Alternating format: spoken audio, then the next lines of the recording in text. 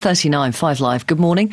The last remaining British resident detained at Guantanamo Bay says he fears he will die there as a result of what he calls systematic torture. 47-year-old Shaker Aamer, who's a father of 4, has been held at Guantanamo Bay for more than 11 years without charge or trial. US authorities believe he met Osama bin Laden while he was working in Afghanistan in 2001, and that he led a unit of fighters against NATO troops. He's been cleared for release since 2007 by both the last US President George Bush and Barack Obama, but remains in solitary confinement for 23 hours a day at a high security camp inside Guantanamo Bay. Shaker Aamer has been on hunger strike a number of times over the last few years in protest at the way he's been treated. His lawyer says he's been refusing food for the last 60 days. We broadcast this programme from Guantanamo Bay in September 2011 and visited some of the facilities where prisoners like Shaker Aamer are being held. We also visited the hospital there and heard how people on hunger strike who refuse to eat are force-fed by having a tube inserted into their nose while strapped to a chair. It's just part of our job. I just wish they'd eat. I don't understand the mindset. So if a patient doesn't want to be fed using the tube through the nose, they are restrained in this chair. Can you describe that process? You must have seen that happen. Yeah, what happens is that they'll videotape it so that they know that it's ethical. Every member basically states their name. They ask the detainee numerous times to come out to feed, and then a team, and I don't know the exact numbers off the top of my head, will go in and as gently and carefully and for secure purposes put the detainee in the chair, and then they'll feed him. We've heard a number of detainees, former and current, say they are inhumanely treated in this detention hospital. What would you say to that? I couldn't disagree more strongly. I've never worked in a detention hospital till I've been here, but being in the Navy for over 2 decades, I've never seen a higher level of care for a group of people. Yeah. Okay, so we're coming to the conclusion of our visit around this part of the detention hospital. Are we able to go in here? Can you open the door for us? Yeah.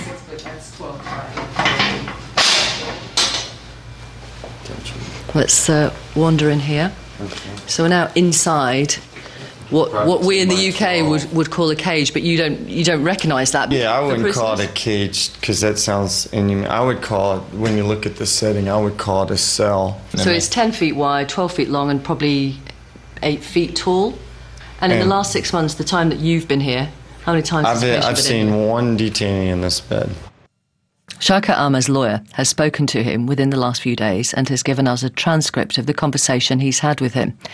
In this extract of that transcript, Shaker Aamer's words are spoken for him, and you'll hear the phrase code yellow, and that refers to the system that's in place for when a prisoner collapses.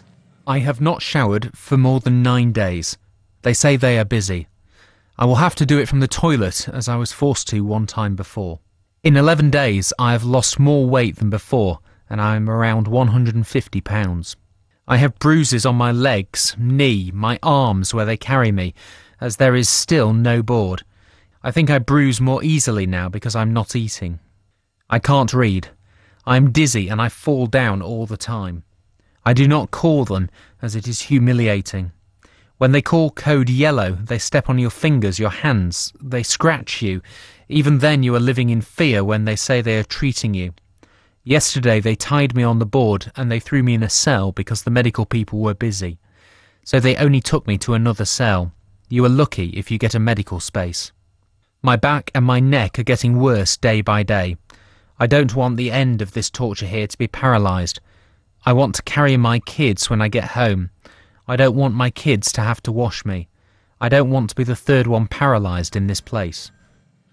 That testimony will form part of evidence presented today at a US hearing into complaints from inmates at Guantanamo Bay. Shaker Aamer goes on to say that he believes the authorities there are slowly killing him. Again, his words are spoken for him. In the night, people are dying from cold. In the day, they are dying from the heat. People cry from the heat and the humidity. It is systematic torture. It's hard to keep calm. They're killing us, so it is hard to keep calm. It's hard to understand what they're doing or why. No matter how much I show you I am tough, in reality I am dying inside. If you want us to die, leave us alone. But they do not want us to die, and they do not want us to live like a human being. What is worse than that? I might die this time. I cannot give you numbers and names, but people are dying here. 2 months ago, at least a quarter of the detainee population at Guantanamo Bay went on hunger strike after guards apparently started searching their Korans for contraband. Over the weekend, violence broke out there between guards and detainees. The US military say prisoners used makeshift weapons like broomsticks and mop handles. The guards responded by firing rubber pellets. Officials say the raid was prompted by week-long protests by inmates in the medium security part of the facility. Shaker Aamer is held in a different part of Guantanamo Bay. Let's talk to his lawyer now, Clive Stafford Smith, who's also director of the legal action charity Reprieve. Hello to you. Good morning. You spoke to Shaker Aamer for 60 minutes last week. What else did he say to you? Well, he said a great deal, and I'm afraid none of it's very positive. I mean, the only thing that one does take away from this that's positive is that for the first time the prisoners seem to really be together in what they're trying to do. And this has expanded very much from the desecration of the Quran issue into challenging the fact that 86 of them, including Shaker, as you mentioned, have been cleared for release, some of them for 9 years. And they're still in Guantanamo Bay. And this is what's driving these prisoners crazy, is to be told you're cleared and yet you can't go. He also gave you a message for his wife. What did he say? Oh, I can't repeat that. That's an intensely personal thing that Shaker had asked me to deliver to his wife if, I hope to goodness it doesn't happen, but if he does die in Guantanamo. Is that a realistic possibility? I'm afraid it is. There's been a very different attitude here. When the US military says that last Saturday there was a bit of a riot, that's not what happened. What happened is on Friday night, the Red Cross left the base. They'd been on the base for the previous few days. So the very next morning at 5:10 in the morning, just before the 5:30 prayer, the US military went into Camp 6 to force all of the prisoners into individual solitary cells in, as you mentioned, the section of the prison that's not maximum security. And that's what provoked the problems. And at that point, the prisoners didn't use makeshift weapons. What they did was when they were locked in their cells, they covered up the cameras, as they always do, because it's the only thing they can do to protest what's happening to them. In the testimonial we just heard, Shaker Aamer says that people are dying in Guantanamo Bay. Is there any corroborative evidence to support that? Well, you've got prisoners who are now, below 100 pounds. One of them's 97 pounds. You've got prisoners who have lost, a quarter of their body weight from going on hunger strike. Shaker's lost 38 pounds. This is a real issue. I mean, whether they're going to die, there have been people who have died before, 7 people so far in Guantanamo, and there are people who are very sick. Shaker has a whole list of a catalogue of problems, medical problems. And frankly, Shaker says all of those pains no longer amount to much because he's just constantly suffering from, obviously not having eaten for 60 days. Now, the US is taking a different attitude. They're not force-feeding as many people. They are force-feeding a dozen, but they're not force-feeding others, meaning that those people are being left potentially to what happened to Bobby Sands when Sands died in the IRA hunger strikes. So I hope it doesn't happen. I hope people don't end up dying, but I'm afraid it's a very real possibility. But to die of hunger, though, I mean, at some point, presumably, if the weight loss becomes too drastic, that inmate will be force-fed. Well, it depends on whether the military know what they're doing. And I know they don't know what they're doing from a conversation with another prisoner last week. They're convinced that this other chap, Yunus Chakuri, is not on hunger strike because he's taking liquid Ensure from them. That's a liquid supplement. But he's not taking it for himself. He's taking it for one of his friends who really came very close to death himself. And Yunus was insistent that his friend should take the liquid supplement himself. So I'm afraid there's an awful lot going on in that prison that the guards don't know about. And that's because there is such a confrontational attitude And I wish we could get away from some of that confrontation and try to treat these people like human beings. A judge in Washington is going to begin hearing claims of ill treatment from inmates at Guantanamo. That hearing starts today. What outcome are you expecting there? It's hard to say. I mean, the federal judge, Judge Hogan, has to decide what power he has. Now, the federal courts have decided that even though they can say a prisoner has the right to leave Guantanamo Bay, they can't force the U.S. to set him free. So that means you have a right with no remedy at all. And the question here also is whether the judge feels he has the power to tell the U.S. to stop doing what it's doing. So when that chap said that what they're doing, force-feeding prisoners, is ethical, of course it's not. The Tokyo Declaration of 1975 says it's unethical to force-feed prisoners, whatever you may think about the rights and wrongs of that.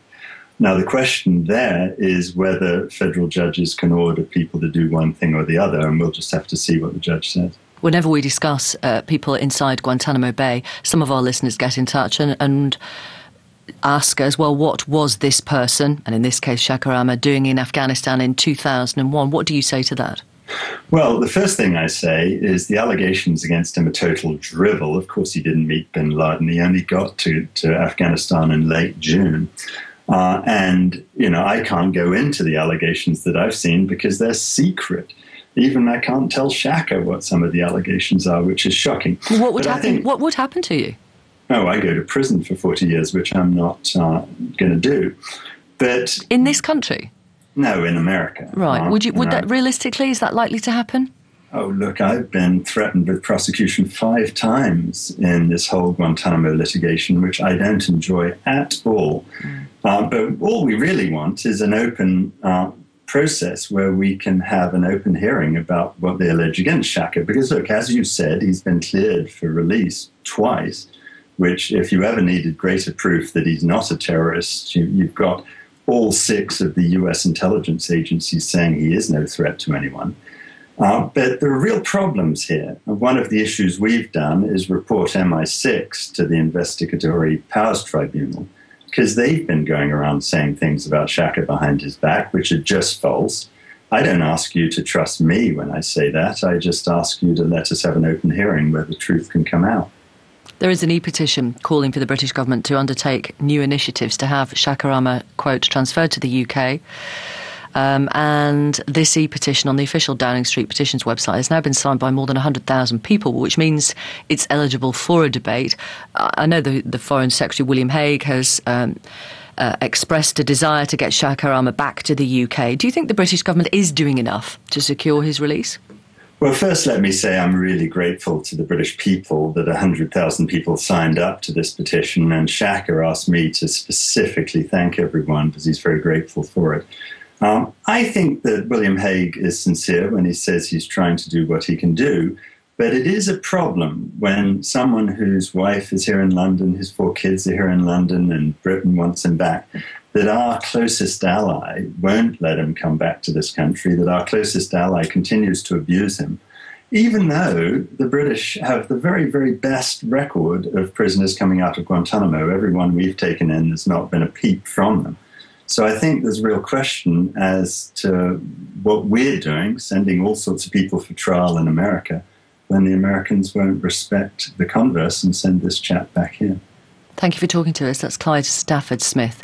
He's the lawyer for Shaker Aamer, a UK resident detained in Guantanamo Bay, who's been on hunger strike, as you heard, for 60 days, and who, in his last conversation with Mr. Stafford Smith, which was last week, a 60-minute conversation, he said he fears he's going to die. A judge in Washington is to hear testimony beginning today of alleged ill treatment of inmates at Guantanamo Bay.